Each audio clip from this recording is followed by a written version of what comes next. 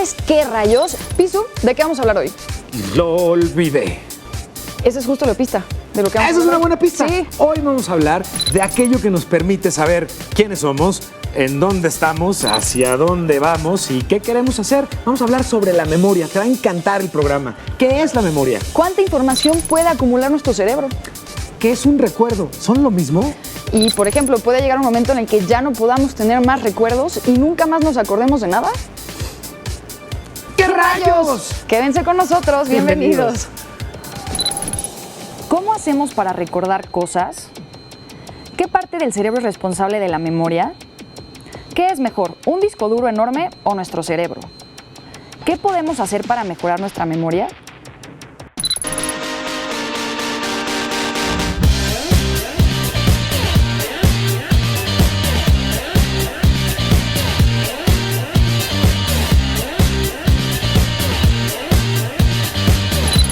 Alejandro Magno era capaz de recordar los nombres de todos sus soldados, aproximadamente 30,000.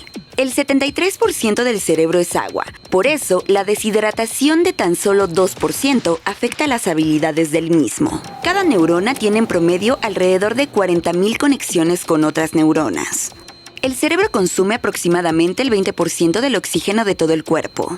Se calcula que cada día tenemos aproximadamente 70,000 pensamientos. La primera cirugía de cerebro fue realizada en el año 2000 a.C. Se encontró un cráneo en el que se había perforado un agujero.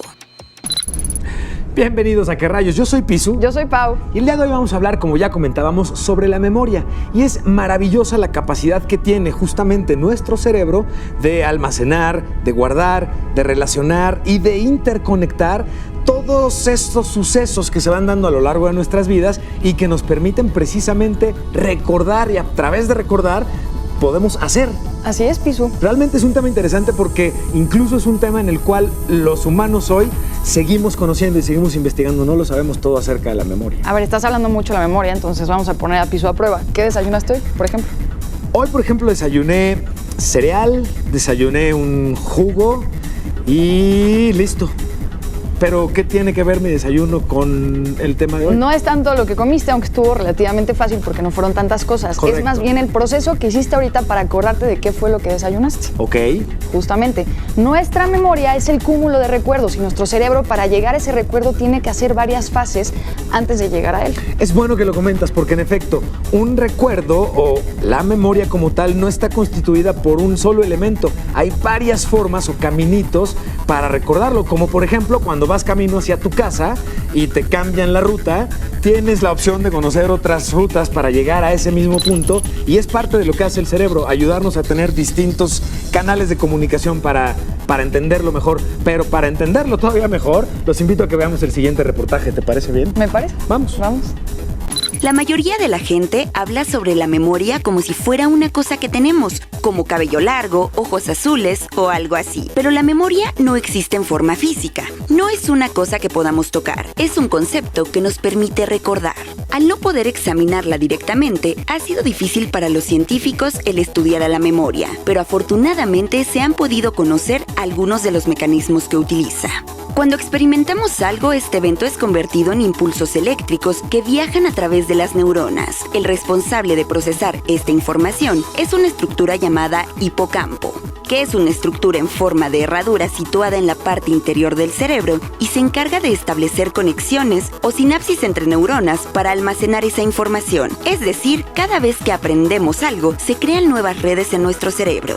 Una vez que se crean estas sinapsis, la información es almacenada en diferentes partes de la corteza cerebral. Este almacenaje puede ser a corto o largo plazo, dependiendo de la importancia de la información. Si dos neuronas se comunican de manera constante, ya sea recordando constantemente nuestro nombre, como ponernos los zapatos o como andar en bicicleta, mejora su comunicación y es el mecanismo mediante el cual los recuerdos son almacenados a largo término, y es muy difícil que se nos olvide. Cuando recordamos algo, traemos información de distintas zonas de la corteza cerebral. Por ejemplo, al pensar en una flor, recordamos su color, forma, aroma, textura, el lugar en el que la vimos, y al integrar todos estos estímulos, reconstruimos lo que hemos aprendido sobre esta flor. Este es el mecanismo básico de funcionamiento de la memoria. Aún quedan cosas por descubrir, pero es fascinante el saber que nuestro cerebro es tan eficiente. Increíble ver cómo es que funciona nuestra memoria para poder generar todos los recuerdos. De hecho, está siempre Pisu en remodelación, porque cada recuerdo genera una conexión nueva y distinta. ¿Verdad, Pisu? ¿Pisu? ¿Cuál Pisu? ¿Pisu? ¿Pisu tu Pisu? Pisu, la memoria, por supuesto. Justo. Pero ¿sabes además que me llama la atención? Es bien interesante. ¿Lo habían pensado ustedes? ¿Se imaginan que pudieran recordar todo? ¡Todo! ¿Te imaginas? De hecho, eso me llevaría a una siguiente pregunta. ¿Cómo cuánto espacio de información podremos albergar en el cerebro? ¿Cuánto espacio de memoria tenemos nosotros? ¿Te imaginas? Sí, de hecho, ¿te acuerdas del programa que grabamos sobre tecnologías de la información? No mucho. Para que les deje de pasar esto, también les voy a memoria. explicar. Nuestra memoria Pisu, por ejemplo, Sí. equivale más o menos, bueno, más bien, a 1000 terabytes. 1000 terabytes, ¿ok? Que podría ser el equivalente a grabar y guardar 2000 años de videos. ¿Te imaginas cuántos videos son? Muchísimos. O sea que no corremos riesgo de que no tengamos espacio para aprender más o hacer alguna tarea que requiera de la memoria. No, por suerte no somos como disco no es un duro. recurso escaso. No tanto. Ok, Pero, explotémoslo más bien, ¿no? sí, y para que a Pisu se le dejen de olvidar las cosas, Sí. lo vamos a mandar a una entrevista. ¿Puede ser una entrevista? Por favor. Regreso entonces. Y ahorita lo vemos de regreso. Muchas gracias, Paola. Estamos precisamente en la Facultad de Psicología en la UNAM platicando con el doctor César Casasola. Vamos a hablar sobre la memoria. Doctor, muchas gracias por la oportunidad de platicar con los amigos de ¿Qué rayos? Al contrario, muchas gracias a usted, les agradezco la oportunidad. Gracias. Doctor, bueno, primero que nada, la memoria. ¿Cómo define la función de la memoria? Muy bien, bueno, muy interesante la pregunta. La memoria, primero hay que decir que es un proceso fisiológico y es un proceso esencial. Es adaptativo, sirve a los organismos para que nos podamos adaptar eficientemente y desarrollarnos eficientemente en nuestro medio ambiente y obtener de todos los beneficios posibles.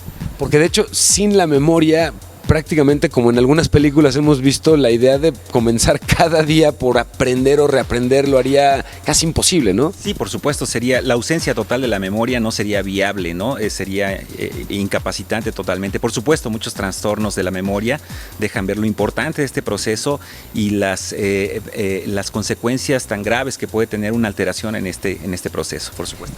Con las nuevas tecnologías de la información, escuchamos muy seguido que nos hemos vuelto flojos y que hemos dejado de utilizar espacio en nuestra memoria, que antes era muy común el recordar números telefónicos o direcciones completas de familiares y amigos, que hoy ya no lo hacemos porque pues, con el teléfono estamos buscando toda esta información. ¿Es cierto esto que estoy diciendo, doctor? ¿Qué tanto lo es? No necesariamente. En efecto, a veces utilizamos por ventaja estos sistemas de almacenamiento en sustitución de, pero no necesariamente. El desarrollo tecnológico incluso ha favorecido para estrategias de evaluación o intervención para la memoria. ¿Qué tanto es factible ejercitar la memoria? ¿Qué tanto podemos mejorar la cantidad de datos que podemos recordar? ¿Esto es factible? Sí, por supuesto, mucho. Bueno, primero habría que entender que la memoria no es realmente la memoria. Le decimos memoria, pero es en realidad un sistema múltiple de memorias. Tenemos varios tipos de memoria: episódica, semántica, declarativa, no declarativa, de procedimiento, a corto, a largo plazo, etcétera, etcétera, etcétera. Ahora, este es un proceso que por supuesto es susceptible a mejorarse, potenciarse, ¿no? Habría como que distinguir dos grandes posibilidades, ¿no? Una de ellas sería una muy profesional, ¿no? Llevada a cabo por un especialista calificado, ¿no? En condiciones que se requiere, especialmente en condiciones clínicas donde existe un deterioro o una alteración de la memoria. Otras son recomendaciones cotidianas, ¿no?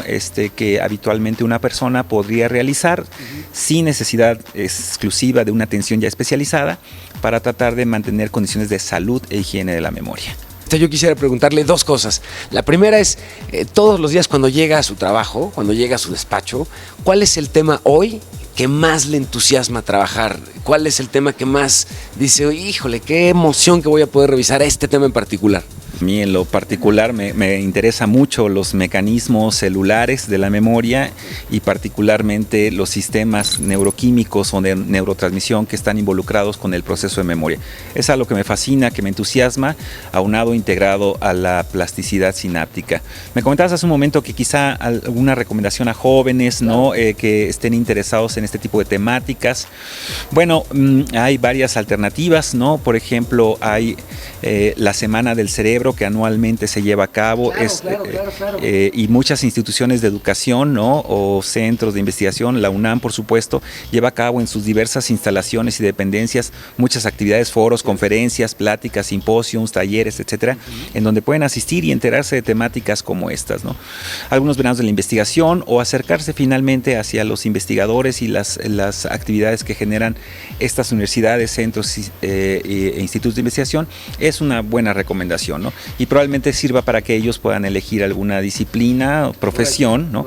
No olviden, hablando de memoria, checar los datos que nos acaban de compartir, porque es bien relevante el que si hay temas que hoy les están llamando la atención, si comienzan a documentarse, va a ser mucho más fácil que tomen la decisión de qué les gustaría hacer en la vida. Y como hemos ido viendo en el programa, no necesariamente tenemos que ser o seguir profesiones particularmente específicas para estos temas. Hoy muchas disciplinas convergen alrededor. Muchísimas gracias, doctor. Gracias, Paula. Regresamos a la nave de ¿Qué rayos? Vámonos un corte, pero quédense aquí porque aparte de aprender más sobre la memoria, les vamos a enseñar formas de mejorarla. Viene Juanjo y por ahí me enteré que me va a poner como unos exámenes de memoria a ver qué tal se me olvidan las cosas o no, qué tanta atención pongo. Entonces no se vayan, la vamos a pasar muy bien. Regresamos.